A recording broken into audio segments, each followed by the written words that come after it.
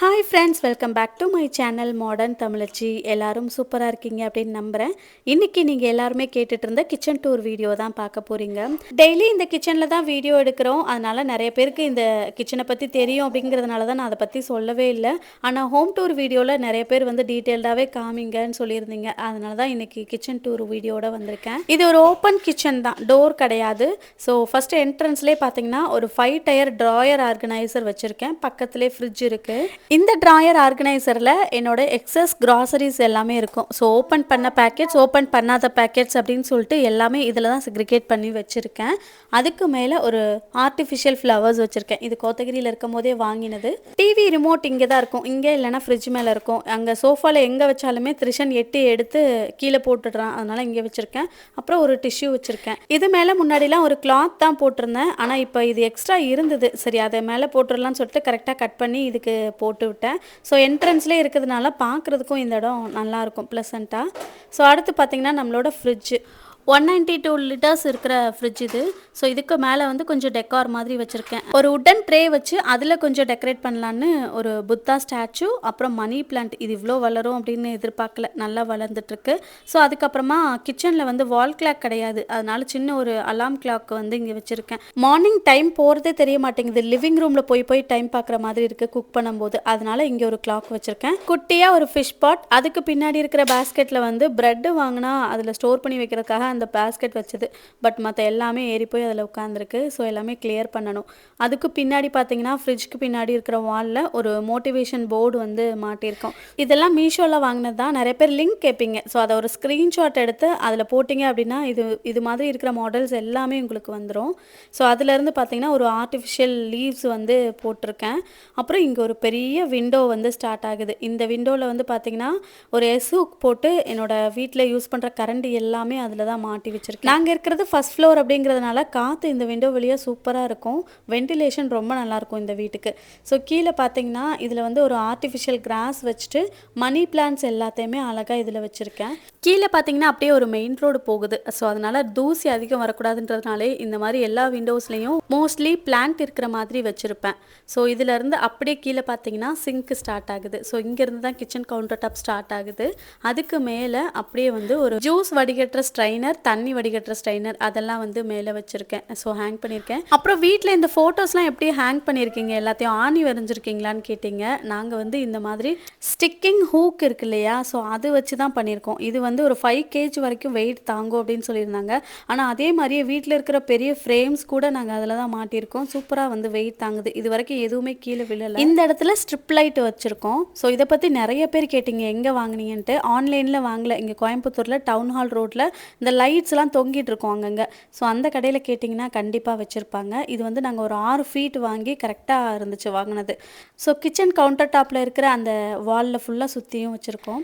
சிங்க்குக்கு பக்கத்துலேயே கொஞ்சம் ஸ்பேஸ் இருக்குது. அந்த இடத்துல பக்கத்தில் பார்த்தீங்கன்னா டெய்லி யூஸ் பண்ணுற நைஃபு, சிசர்ஸு, அப்புறம் ஒரு உட்டன் கரண்டி எல்லாமே இதில், லைட்டர்லாம் இதில் தான் வச்சுருக்கேன். பக்கத்துலேயே வந்து ஒரு மணி பிளான்ட் வச்சுருக்கேன். ஸோ இது வீடியோ எடுக்கிற போது பார்க்குறதுக்கு நல்லாயிருக்கும். கவுண்டர் டாப்பில் இந்த மாதிரி அங்கங்கே பிளான்ட்ஸ் பார்க்கும்போது ஏதோ கம்ப்ளீட்டடாக தெரியும் பார்க்குறதுக்கு. அப்புறம் அதுக்கு மேலே அப்படியே பார்த்தீங்கன்னா ஒரு ஆர்கனைசர் இருக்குது. இது வந்து மீஷோவில் வாங்கினது தான். ஸோ இது வந்து ரொம்ப கம்மி ப்ரைஸில் தான் இருந்தது. ஆனால் ஸ்டிக்கு எப்படி ஸ்டிக் ஆகுது அப்படின்னு கேட்டிருந்தீங்க இல்லையா, ஸோ அவங்களே வந்து அந்த ஸ்டிக்கும் வந்து கொடுத்துருந்தாங்க ஒட்டுறதுக்கு. ஸோ அதை வச்சு தான் ஸ்டிக் பண்ணியிருக்கோம். இது வரைக்கும் எடுத்துகிட்டு வரல, நல்லா தான் இருக்குது.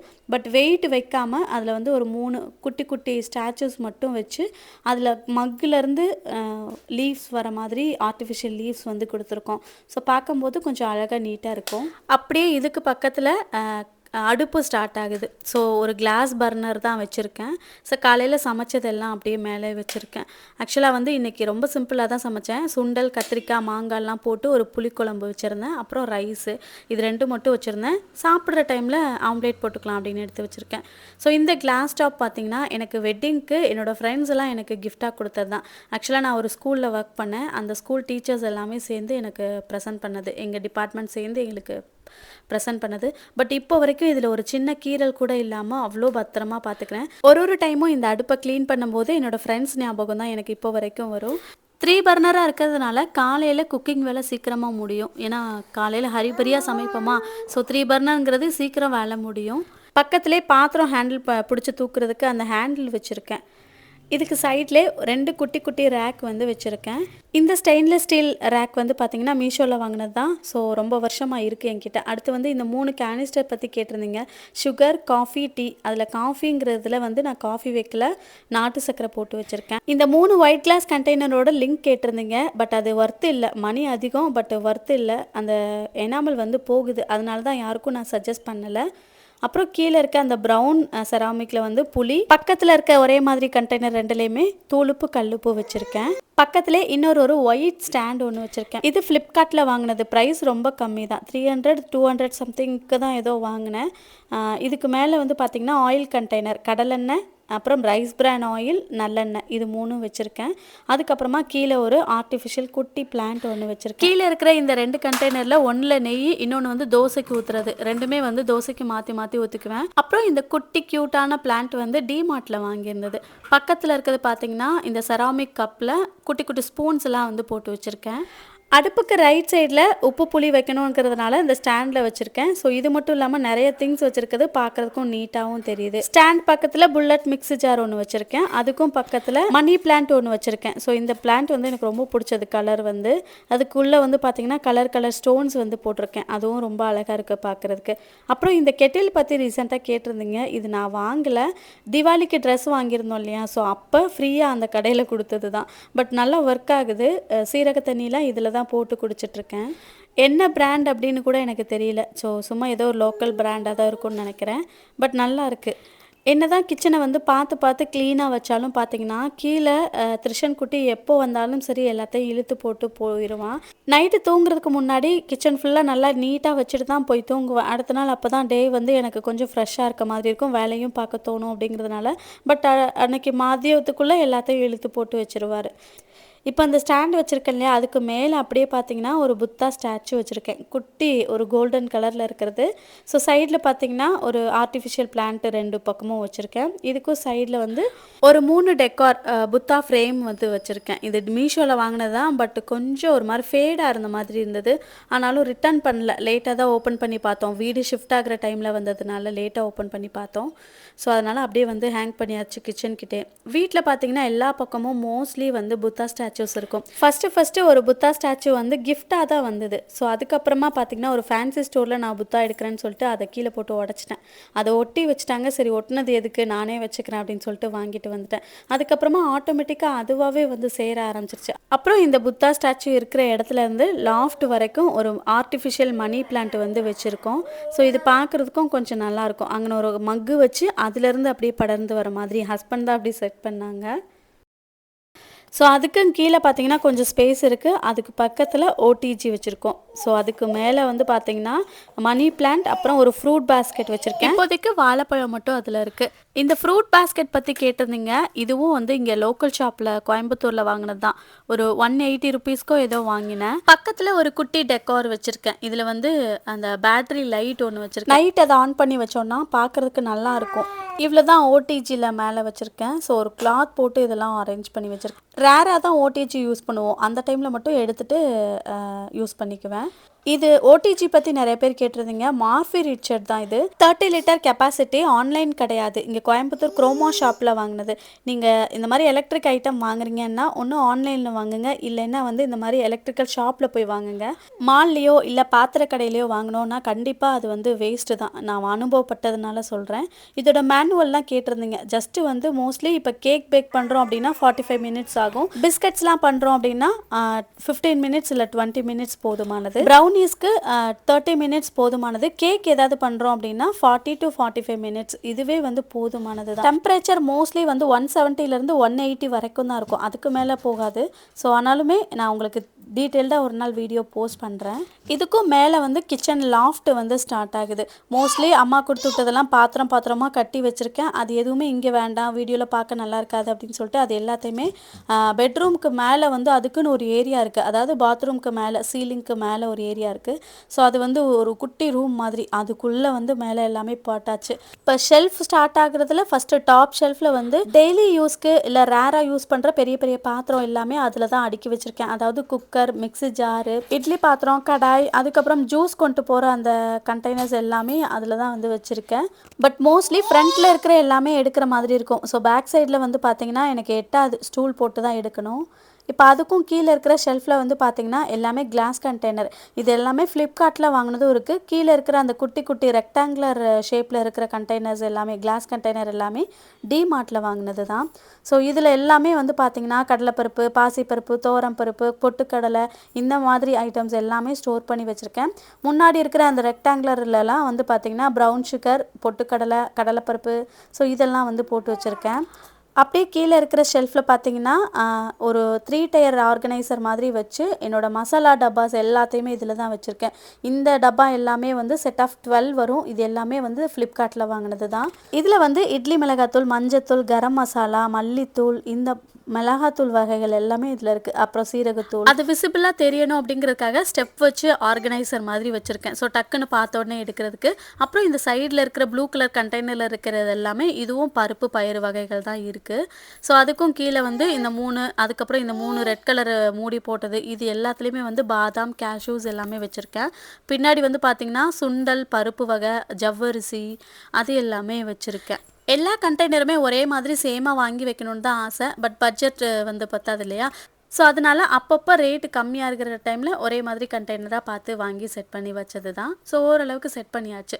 இப்போ அடுத்து கீழே இருக்கிற ரேக்கில் பார்த்திங்கன்னா என்னோட சின்ன சின்ன ட்ரைபாடெல்லாம் இங்கே வச்சுருக்கேன். வாட்டர் பாட்டில், ஜக்கு, நம்மளோட ஹேர் ஆயில் அதில் தான் பெருசில் ஸ்டோர் பண்ணியிருக்கேன். அப்புறம் ஹனி, ஒரு பிளாஸ்டிக் பாட்டில் இருக்குது.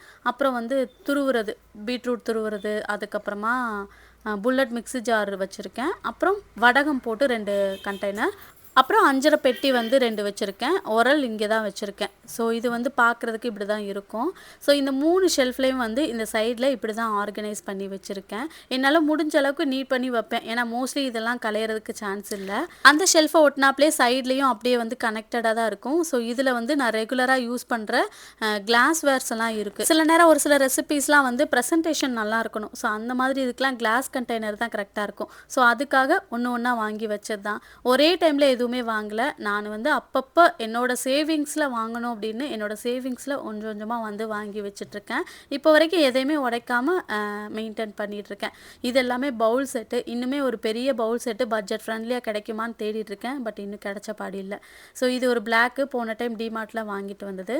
அதுக்கப்புறமா இது வந்து பால் காய்ச்சி ஃப்ரிட்ஜில் வைக்கிறதுக்காக வச்சுருக்கிறது. அதுக்கப்புறமா குட்டி குட்டி மக்கு, இது எல்லாமே டிமார்ட்டில் போகிறப்ப அப்பப்போ மந்த்லி ஒன்ஸ் வந்து வாங்கிட்டு வர்றது தான். 1, 2 வாங்கிட்டு வர்றது. கொஞ்சம் ஹைட்டு வச்சு வச்சோம்னா கரெக்டாக இருக்கும் அப்படின்னு சொல்லிட்டு இந்த 2 கம்பி வச்சு அந்த இது வந்து இப்போ தான் ஃப்ளிப்கார்ட்டில் வாங்கி அரேஞ்ச் பண்ணி வச்சேன். ஸோ அதுக்கும் கீழே வந்து பார்த்திங்கன்னா ரெகுலராக யூஸ் பண்ணுற ஸ்டெயின்லெஸ் ஸ்டீல் பாத்திரம் எல்லாமே இருக்குது. எல்லாமே ஒன்றுக்குள்ளே ஒன்று வந்து போட்டு வச்சுருக்கேன். இப்படி வைக்கும்போது நிறைய இடம் அடைக்காது இல்லையா, அந்த மாதிரி. அப்புறம் சர்விங் பவுல்ஸ் எல்லாமே இருக்குது. இந்த பக்கம் பால் பாத்திரம், அப்புறம் இது வந்து தயிர் ஊற்றி வைக்கிறதுக்காக வச்சுருக்கேன். இது பால் திரிஷன் குட்டிக்கு காய்ச்சறதுக்காக. இந்த பக்கம் சின்ன சின்ன டம்ளர், அப்புறம் பவுல் செட்டு, சொம்பு எல்லாமே வச்சுருக்கேன். இது வந்து பாத் பவுட்ரு. மோஸ்ட்லி மார்னிங் டைம் அவசரமாக குளிச்சுட்டு வர மாதிரி தான் இருக்கும். ஸோ பாத் பவுட்ரு ஃபேஸ்க்கு போட்டு வாஷ் பண்ண தான் பண்ண மாதிரி இருக்கும். அதனால பார்த்தீங்கன்னா எப்போ எனக்கு டைம் கிடைக்குதோ அப்போ இங்கே சிங்க்லேயே வந்து ஃபேஸ் வாஷ் பண்ணிக்குவேன். அதுக்கும் கீழே இருக்கிற ரேக்கில் வந்து பார்த்திங்கன்னா ஒரு குட்டி ஸ்டாண்டு வச்சு அந்த பிளேட்ஸ் எல்லாமே அரேஞ்ச் பண்ணி வச்சுருக்கேன். அப்புறம் இந்த குட்டி குட்டி இது வந்து பார்த்திங்கன்னா முன்னாடி அம்மா எனக்கு சீர்க்கு வாங்கி கொடுத்தது. ஸோ இதை கீழே போட மனசு இல்லை, பட் ஓட்டை ஆயிடுச்சு. அதனால் வந்து வச்சுருக்கேன், இது எதுக்காச்சும் யூஸ் ஆகுமா அப்படின்னு சொல்லிட்டு. அப்புறம் வந்து பார்த்திங்கன்னா பிளேட்டு, டெய்லியும் சாப்பிட்ற பிளேட்ஸ் வந்து வச்சுருக்கேன். அதுக்கப்புறம் இது நான் ரெகுலராக யூஸ் பண்ணுற கடாய், பேன் எல்லாமே இதில் தான் ஒன்றுக்குள்ளே ஒன்று வச்சுருக்கேன் போட்டு. பேக்ரவுண்டில் சின்னதாக சவுண்டு வரும். திரிஷன் குட்டியை வச்சுட்டே தான் இன்றைக்கி எடிட் பண்ணுற மாதிரி ஆயிடுச்சு. ஸோ கொஞ்சம் அட்ஜஸ்ட் பண்ணிக்கோங்க. ஸோ இந்த ரேக் ஃபுல்லாமே வந்து இது தான் ரெகுலராக யூஸ் பண்ணுற பாத்திரம் மட்டும்தான் இருக்கும். முடிஞ்ச அளவுக்கு நான் வந்து வாஷ் பண்ணி நீட்டாக வந்து கவுத்தணும் அப்படின்னு தான் நினச்சி பார்ப்பேன். ஸோ முடிஞ்ச அளவுக்கு வச்சுருக்கேன். அதுக்கும் கீழே பாட்டமில் ஒரு ட்ராயர் ஆர்கனைசர் வச்சுருக்கேன். ஸோ இதில் வந்து பார்த்திங்கன்னா மேலே இண்டக்ஷன் வச்சுருக்கேன். இது வந்து மோஸ்ட்லி காலையில் குளிக்கிறப்ப சுடு தண்ணி போடுறதுக்கு மட்டும்தான் யூஸ் பண்ணுறது. அதனால் அந்த இடத்துல வச்சு யூஸ் பண்ணிவிட்டு வேலை முடிஞ்ச உடனே வந்து எடுத்து இங்கே வச்சுருவேன். ஸோ கிச்சன் க்ளீன் பண்ணும்போது எடுத்து இங்கே வச்சுருவேன். அப்போ தான் அந்த இடம் எனக்கு வீடியோஸ் எடுக்கலாம் கொஞ்சம் இடம் பற்றும். அதனால் இதில் வந்து பார்த்திங்கன்னா ரெகுலராக யூஸ் பண்ணுற ஸ்பூன், கரண்டி, அப்புறம் கிரேட்டர் இது மாதிரிலாம் வச்சுருக்கேன்.